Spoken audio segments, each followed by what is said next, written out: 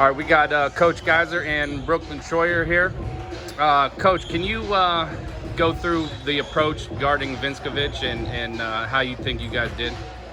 She's a terrible matchup for us, if we're going to be honest, because she is 7 inches taller than our girls that we're asking to bang and push around with her. We tried to cheat a little bit in different places throughout the game. They're just a good team. You know, they found some of those times where we weren't close enough, and then she was able to catch and take advantage.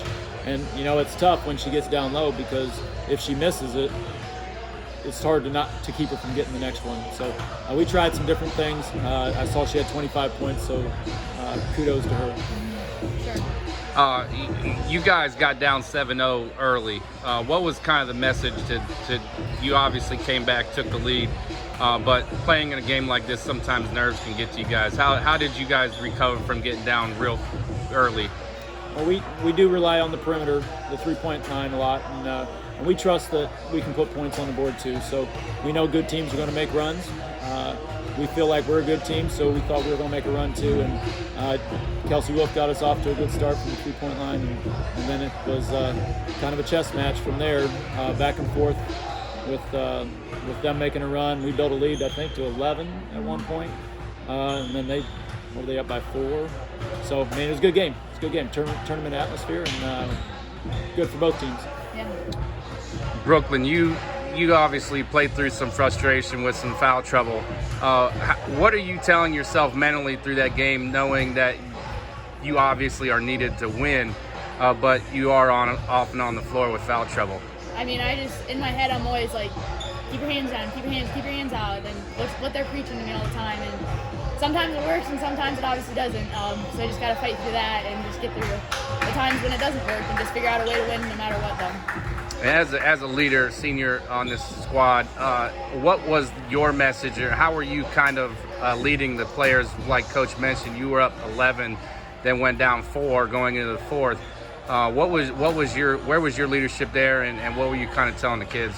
Well, we just had to get back to our defense and just settle in, and just every little detail counted at that point, because we had to build a lead at some point again, and just we knew that had to come back to our defense and back to being aggressive and just not giving up till the game was over. Coach, you guys play a relatively tough schedule. I know that you play Jackson, and you always have Chippewa and Dalton and those teams out there. How important do you think that is?